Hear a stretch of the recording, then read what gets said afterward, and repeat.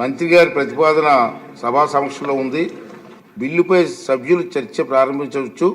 ఎవరైనా దీని మీద మాట్లాడదలుచుకుంటే సార్ ఒకసారి ఒక పని చేద్దాం సార్ బిల్లు గురించి వివరంగా ఒకసారి మీరు మాట్లాడితే దాని మీద మాట్లాడతారు.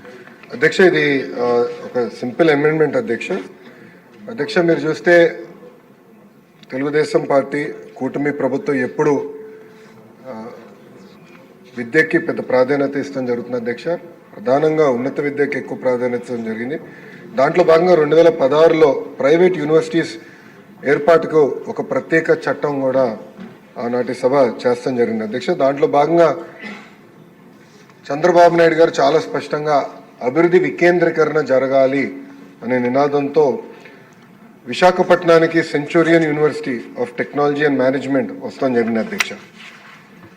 ఇది కానీ ఒకసారి చూస్తే 75 ఎకరాల్లో 4,75,000 స్క్వేర్ ఫీట్ భవనాలు ఏర్పాటు చేశారు అధ్యక్ష. 23 ప్రోగ్రాములు, 2,550 మంది విద్యార్థులు, 132 మంది faculty members, 8 centres of excellence, 3 incubation centres కూడా ఏర్పాటు చేస్తాం జరిగింది అధ్యక్ష. కానీ వాళ్ళు కొన్ని చిన్న అడ్మినిస్ట్రేటివ్ ఇష్యూస్ వాళ్ళు ఎదుర్కొన్నారు అధ్యక్ష. దాంట్లో భాగంగా ఏంటంటే వాళ్ళకున్న ఏదైతే ట్రస్ట్ ఉందో ఆ జ్యూరిస్డిక్షన్ ఒడిశాలో ఉండటం వల్ల వాళ్ళు అన్నిటికీ బ్యాంక్ కానీ రుసుములు కానీ అన్ని మళ్ళీ ఒడిశా బ్యాంక్ సర్కిల్లో ఉండటం వల్ల ఫండ్స్ సకాలం వాళ్ళకి రాలేదు అధ్యక్ష. రెండో వాళ్ళు కోరేది ఏంటంటే ఇంకెక్కువ డెవలప్ చేసేదానికి CUTM AP కింద స్పాన్సరింగ్ బాడీ కింద ఏర్పాటు చేయమని వాళ్ళు కోరుతున్నారు. సో దట్ లోకల్గానే ఈజీగా ఉంటుందని. ఇంకో పక్కన ఇన్కమ్ ట్యాక్స్ జ్యూరిస్డిక్షన్ కూడా గుడ్ ప్రాక్టీస్ కింద CUTM AP కింద ఉంటే అంటే ఆంధ్రప్రదేశ్ బేస్డ్ ట్రస్ట్గా ఉంటే బాగుంటుందని వాళ్ళు అడిగారు అధ్యక్ష. దాంట్లో భాగంగా ఎందుకంటే ఎప్పుడు ఒక కొత్త యూనివర్సిటీ తీసుకొచ్చినా సవరణలు చేయాలన్నా అది శాసనసభకి శాసన మండలికి అంటే చట్టసభలకి అధికారం ఉంది అధ్యక్ష. అందుకే ఈ అమెండ్మెంట్ ప్రతిపాదిస్తాం జరుగుతుంది. వీటిపై మాట్లాడడానికి ఎవరన్నా ముందుకు రామకృష్ణ గారు మీరు అయిన తర్వాత మీరు తీసుకుంటారు సార్. ధన్యవాదాలు అధ్యక్ష. మన గౌరవ మంత్రి గారు విద్యాశాఖలో విప్లవాత్మకమైనటువంటి మార్పులు తీసుకొస్తున్నందుకు అభినందిస్తూ ఈ బిల్లులో అసలు మాట్లాడడానికి ఏం లేదు అధ్యక్ష. ఇది చిన్న అమెండ్మెంట్ మాత్రమే. కానీ ఈ బిల్లు పరిధి దాటి మాట్లాడదలుచుకున్న ఒక విషయం, విదేశీ విశ్వవిద్యాలయాలు కూడా తీసుకురావాలని గవర్నమెంట్ ఆఫ్ ఇండియా మార్పులు తీసుకొచ్చి UGC వారు యూనివర్సిటీ గ్రాంట్స్ కమిషన్ వారు కూడా వాటికి కొన్ని మార్పులు తీసుకురావడం జరిగింది అధ్యక్ష. వాటికి సంబంధించినటువంటి చట్టసభలు కానీ బిల్లు కానీ ఏమైనా ప్రవేశపెట్టే ఆలోచన ఉంటే ఇప్పుడు వస్తున్నాయి కాబట్టి ఎక్కువ విదేశీ విద్యాలయాలు అవి ఆంధ్ర రాష్ట్రానికి వచ్చే విధంగా కృషి చేసే ఆలోచనలు కూడా దయచేసి మంత్రి గారు సభకు తెలియపరచాల్సిన కోరుతున్నాను. అధ్యక్ష, ఇవాళ విద్య ప్రధానమైంది. మన రాష్ట్రం నుంచి లక్షలాది మంది విద్యార్థులు బయటకు వెళ్తున్నారు అధ్యక్ష. దానివల్ల మన సంపద వెళ్తుంది, మన క్రియేటివిటీ బయటకు వెళ్ళిపోతూ ఉంది, మన క్రీమ్ అంతా బయటకు వెళ్తుంది. ఈ రాష్ట్రంలోనే విద్య చెందాల్సిన అవసరం ఉంది. అది పూర్తిగా ప్రభుత్వమే భరించాలంటే కష్టం. ఇవాళ విదేశాల్లో విశ్వవిద్యాలయాన్ని ప్రైవేట్గానే నడుస్తున్నాయి. దానికి చారిటీ వస్తుంది, CSR గ్రాంట్లు కానీ దాతృత్వంగా ఆ సంస్థలకి ఉదాహరణతో డబ్బిస్తారు. ఇప్పుడు పెద్ద పెద్ద కంపెనీలు ఉన్నాయనుకోండి, ఆ కంపెనీలన్నీ కూడా వారి ఆదాయంలో గణనీయమైన శాతం యూనివర్సిటీలకు ఇస్తూ ఉన్నాయి. మన రాష్ట్రంలో కూడా ఆ ప్రోత్సాహం ఇవ్వాల్సిన అవసరం ఉంది ప్రైవేట్. ఎందుకంటే ప్రభుత్వం అన్నీ నిర్వర్తించలేదు, ప్రైవేట్ రంగంలో కూడా రావాల్సిన అవసరం ఉంది. ఆంధ్రప్రదేశ్ని ఎడ్యుకేషన్ హబ్గా ఎలాగైతే గతంలో చంద్రబాబు గారు తీసుకున్న నిర్ణయం వల్ల హైదరాబాద్ మెడికల్ హబ్గా IT హబ్గా మారిందో ఆంధ్రప్రదేశ్ని కూడా విద్యా కేంద్రంగా మార్చాల్సిన అవసరం ఉంది. ఎవరో కూడా ఒక్కళ్ళు కూడా MS-కైనా సరే దేనికైనా సరే బయటకు వెళ్ళాల్సిన అవసరం లేకుండా చూడాలి. ఇవాళ మన బిడ్డలు వెళ్ళి ఎక్కడో తాష్కెంట్ లాంటి చోట మెడిసిన్ చదివే పరిస్థితి ఉంది, రష్యాకి వెళ్తూ ఉన్నారు. ఎందువల్ల ఒక్కళ్ళు కూడా బయటకు వెళ్లకుండా పూర్తిగా అవకాశాలు ఇక్కడే మనం ఇవ్వగలిగితే విద్య వ్యాప్తి చెందుతుంది. ఈ రాష్ట్రాన్ని ఆ విధంగా తీర్చిదిద్దడం కోసం ప్రైవేట్ యాజమాన్యాలు ప్రోత్సహించేటప్పుడు కొన్ని గైడ్లైన్స్ కూడా మార్పు చేసి దానివల్ల ఆదాయం కూడా వస్తుంది, మన రాష్ట్రానికి కూడా ఆదాయం వస్తుంది అధ్యక్ష. IT కూడా చాలామంది రిజిస్టర్డ్ కంపెనీలన్నీ హైదరాబాద్లో ఉంటున్నాయి. ఇవాళ ఆంధ్రప్రదేశ్ ఏర్పాటైన తర్వాత కూడా ఇక్కడ ఉన్న పరిశ్రమల కంపెనీలు కూడా చాలా వరకు రిజిస్టర్డ్ బాడీలన్నీ హైదరాబాద్ లాంటి చోట ఉండటం వల్ల మన ఆదాయం గణనీయంగా అటుపోతుంది. దానివల్ల ప్రతిదీ ఈ రాష్ట్రానికి సంబంధించిన IT కానీ GSTలకు సంబంధించిన రిజిస్ట్రేషన్లన్నీ ఇక్కడే ఉండేలాగా చూడాలి. అలాగే యూనివర్సిటీలు ఇంకా భారీగా రావడం కోసం అవసరమైతే ల్యాండ్స్ కొంత సబ్సిడైజ్డ్ చేసి ల్యాండ్స్ కూడా ఇప్పించి ప్రోత్సహించమని విజ్ఞప్తి చేస్తా ఉన్నాను.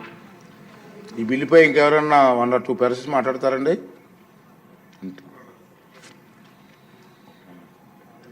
ఓకే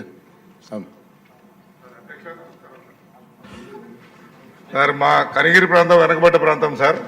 అక్కడ గతంలో చంద్రబాబు నాయుడు గారు ముఖ్యమంత్రిగా ఉండగా 2016లో IIIT కాలేజీని అక్కడ శంకుస్థాపన చేశారు సార్. అప్పటి నుంచి దాని మీద ఎటువంటి పురోగతి చెందలేదు సార్.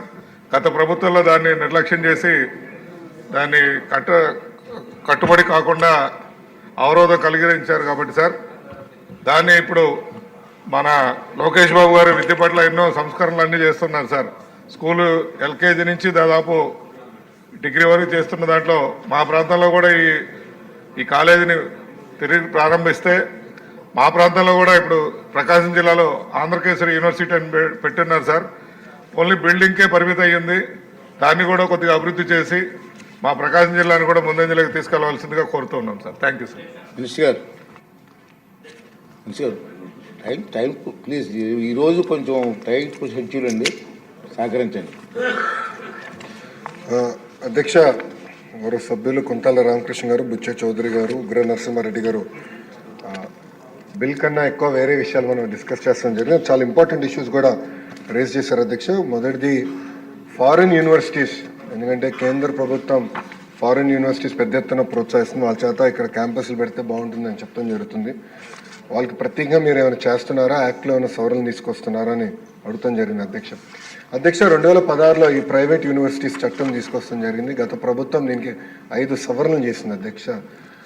ఆ సవరణలు నిన్న నేను ఒక ప్రశ్నకి ప్రిపేర్ అయ్యే సమయానికి నేను చదివితే అధ్యక్ష, మనం చేసిన చట్టాలు UGC గైడ్లైన్స్కి విరుద్ధంగా ఉంది.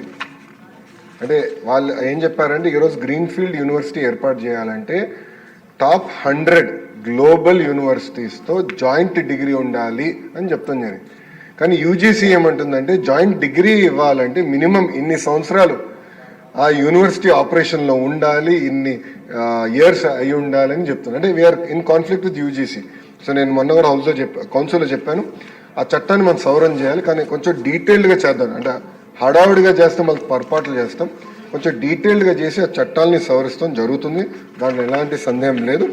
పెద్దలన్నట్టు పెద్ద ఎత్తున యూనివర్సిటీస్ మనం ప్రోత్సహించాలి.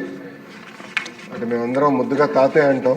సో బుచ్చయ్య తాతయ్య చెప్పింది ఏంటంటే, చట్టాలు మేము సవరించాలి, దాంట్లో ఎలాంటి డౌట్ లేదు. ఫారిన్ యూనివర్సిటీస్ మనం ఇక్కడ ప్రోత్సహించాలి.